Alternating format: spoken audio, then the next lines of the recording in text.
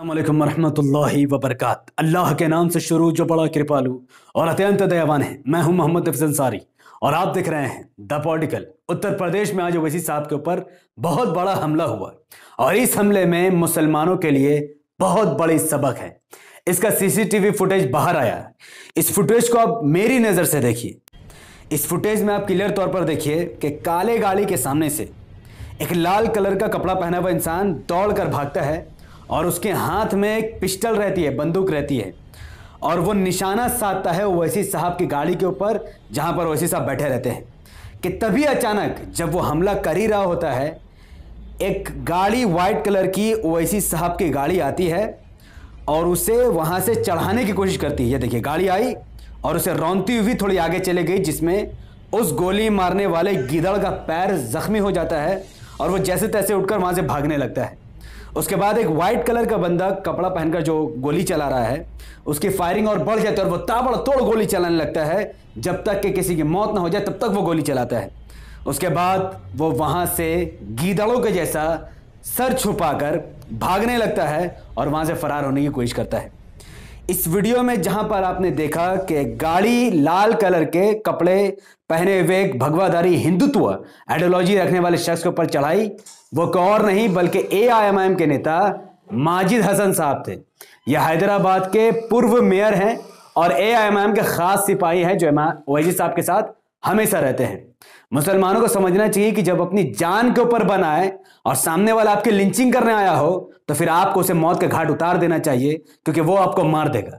और supreme court का बहुत क्लियर गाइडलाइन है कि जब आपकी जान के ऊपर बना है तो फिर आपको जो भी करना है आप करो, कानून आपका साथ देगी।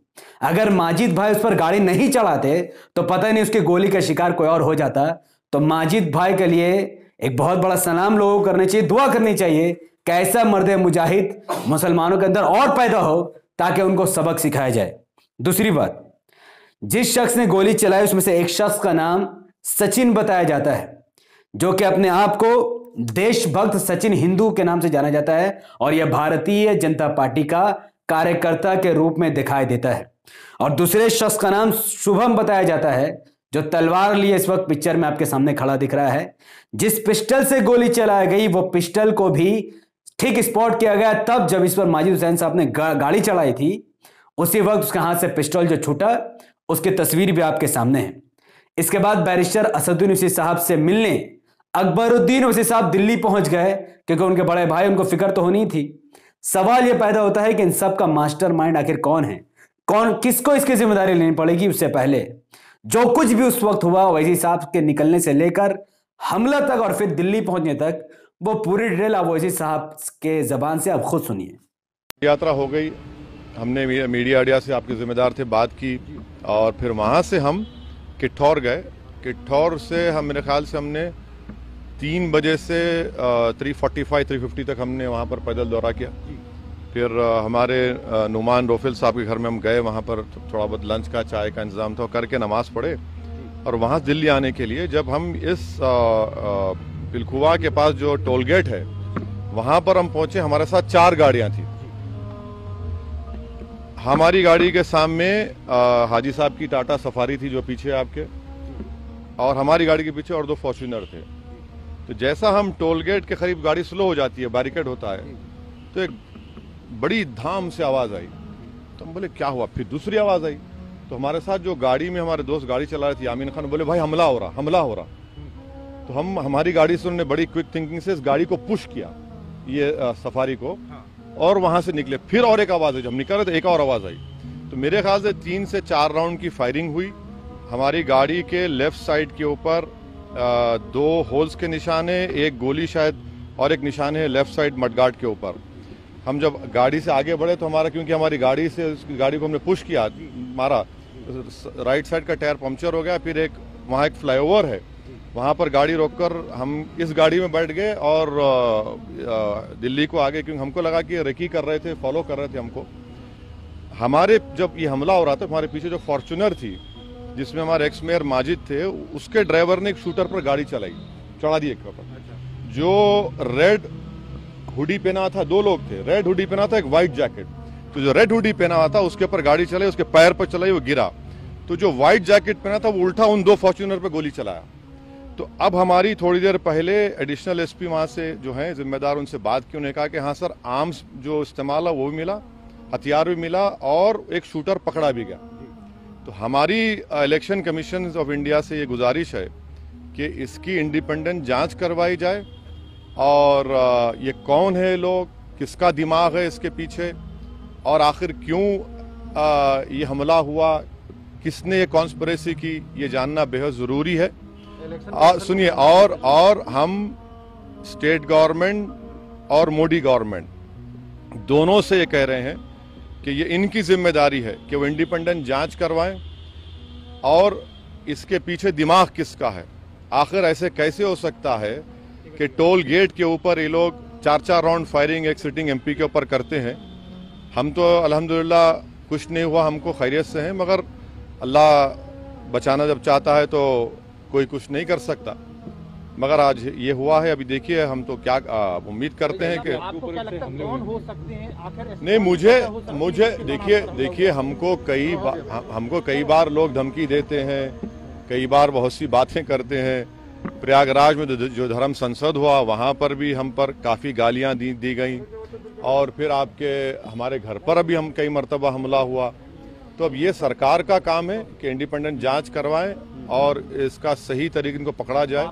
पार्लियामेंट अभी चल रहा है, पार्लियामेंट में भी ये क्वेश्चन उठाना चाहेंगे आप, बात करना चाहेंगे? जरूर, पार्लियामेंट है, स्पीकर साहब से मिलेंगे, स्पीकर साहब से बात करेंगे। हम इलेक्शन कमीशन को भी लेटर लिख रहे हैं और सरकार जो स्टेट गवर्नमेंट और सेंट्रल गवर्नमेंट से भी करेंगे। तो ये वो दो व्यक्ति हैं, सचिन और शुभम, जो ओवैसी साहब के खून के प्यासे बन गए। पिस्तौल उठाकर संविधान और कानून की धज्जी उड़ाकर भारत के एक महान लीडर को मारना चाहते थे, लेकिन इनके दिमाग में इतना जहर कहां से आया? उस जहर को डालने वाला कोई और नहीं बल्कि उसकी जिम्मेदारी सिर्फ और सिर्फ इन 4 लोगों को लेनी पड़ेगी। एक का नाम है नरसिंहानंद सरस्वती, दूसरे का नाम है कपिल मिश्रा, तीसरे का नाम है पुष्पेंद्र कुलश्रेष्ठ और चौथे का नाम तो चिरकुट को आप जानते ही होंगे। कौन है उसका नाम? आप कमेंट में बताइए, मैं नहीं बताऊंगा। ये चारों वो लोग हैं जो मुसलमानों के खिलाफ हिंदुओं के अंदर जहर भरते हैं। कपिल मिश्रा ने दिल्ली में कहा था, देश के गद्दारों को गोली मारो, beep beep beep. Narsinghanand Saraswati हमेशा ही मुसलमान और इस्लाम के खिलाफ जहर भरता है। पुष्पेंद्र कुलश्रेष्ठ मुसलमानों का एज अ देशद्रोही प्रोजेक्ट करता है हिंदुओं के सामने। और ये जो चिरकुट है लास्ट, जिसका नाम आपको कमेंट में बताना है, इसका पूरा चैनल ही देशद्रोही वाला काम करता है और मुसलमानों को ऐसा दिखाता है कि ये मुसलमान भारत में रहना ही नहीं चाहिए। इन चारों के जहरीले भाषण, बयान और एक्टिविटी की वजह से बहुत सारे हिंदू यंगस्टर जिनको रोजगार करनी चाहिए, जिनको डॉक्टर, इंजीनियर बनना चाहिए, वो लोग पिस्तौल उठाकर दंगाई बन रहे हैं। और इस भारत के इतिहास में आज इनके वजह से, जो जहर इन लोगों ने फैलाई है, इनके वजह से हिंदुओं को रोजगार नहीं बल्कि उनको मुसलमानों का खून चाहिए। तो यह बहुत बड़ी बात है। भारत के होम मिनिस्टर अमित शाह को इस पर संज्ञान लेना चाहिए, क्योंकि बैरिस्टर ओवैसी साहब कोई आम नेता नहीं है। वो इंटरनेशनल मंच पर भारत के माइनॉरिटीज की बात रखते हैं और उन पर हमला संविधान पर हमला होने के बराबर है।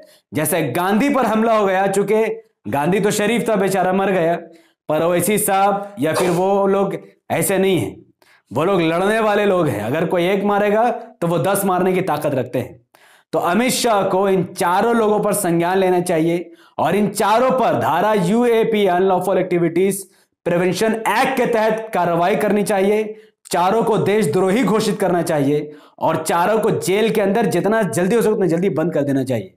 वैसे तो नरसिंहानंद सरस्वती जेल में है, लेकिन पुष्पेंद्र कुलश्रेष्ठ और कपिल मिश्रा जो कि भारतीय जनता पार्टी का नेता है, और ये चिरकुट जिसका नाम आपको कमेंट में बताना है, ये तीनों आज भूखे भेड़िए जैसा बाहर घूर रहे हैं और हिंदुओं को दंगाई बनाने का काम कर रहे हैं और मुद्दे को भटका रहे हैं।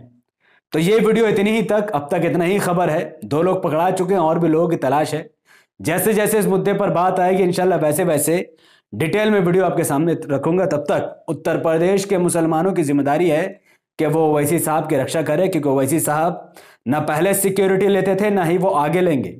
मैंने 3 दिन पहले वीडियो आपके सामने रखी थी कि जिस तरीके से ओवैसी साहब रैली कर रहे हैं बिना प्रोटेक्शन के यूपी के मुसलमानों का यह दायित्व है कि वो ओवैसी साहब की रक्षा करे, ओवैसी साहब की निगरानी करे और आसपास के माहौल को ठीक रखे। संविधान को बचाने की इस लड़ाई में ओवैसी साहब का जिंदा रहना बहुत जरूरी है। अल्लाह से दुआ है कि अल्लाह सुब्हानो व तआला ओवैसी साहब को हमारे सर के ऊपर सलामत रखे। जब तक वो जिंदा है वो संविधान के लिए लड़ता रहेगा। ये लड़ाई उनके अकेले की नहीं है। जिन लोगों ने उन पर हमला किया वो लोग ओवैसी साहब का ऐसा मुस्लिम बोलकर हमला नहीं कर रहे थे, बल्कि उनको संविधान से चिढ़ है। उनको हिंदू राष्ट्र चाहिए, उनको संविधान खत्म करना है, मुसलमानों के दुश्मन है, इसीलिए उन लोगों ने ओवैसी साहब के ऊपर हमला किया। लेकिन अब जिम्मेदारी बनती है कि यूपी सरकार, सेंट्रल सरकार, मोदी सरकार इस पर क्या फैसले लेती है और इस पर कितने बड़े लोगों का नाम सामने आता है वो तो वक्त ही बताएगा।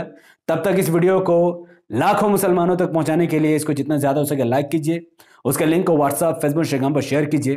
अपनी बातों को कमेंट पर रखिए कि आप सब इस खबर को सुनने के बाद आपकी क्या प्रतिक्रिया है। आप अपनी बात एक लाइन के अंदर कमेंट में रख सकते हैं। हमारे यूट्यूब चैनल द पॉलिटिकल को सब्सक्राइब कीजिए, बेल आइकन को हिट कीजिए, मुझे अपनी दुआ में याद रखें। अगर आप सब इस वीडियो को हमारे Facebook channel the political news पर देख रहे थे तो इसे अभी के अभी लाइक कीजिए, शेयर कीजिए, कम से कम 5 बड़े फेसबुक के ग्रुप में शेयर कीजिए और माजिद साहब से सबक लेते हुए अपने आप की रक्षा करना सीखिए। क्योंकि आज न जाने माजिद भाई अगर नहीं होते और उस पर गाड़ी नहीं चढ़ाते तो आज रिजल्ट कुछ खतरनाक निकलने वाला था। तो बहुत बहुत शुक्रिया माजिद भाई का। माजिद भाई एक मर्द मुजाहिद है जिसकी आज कौम को जरूरत है और ओवैसी साहब की तो बात ही निराली है। अस्सलाम वालेकुम रहमतुल्लाहि व बरकातहू। अल्लाह की सलाम रहमत बरकात आप तमाम भाई और बहनों पर हो। मैं अल्लाह हबीब पीस अपॉन अस।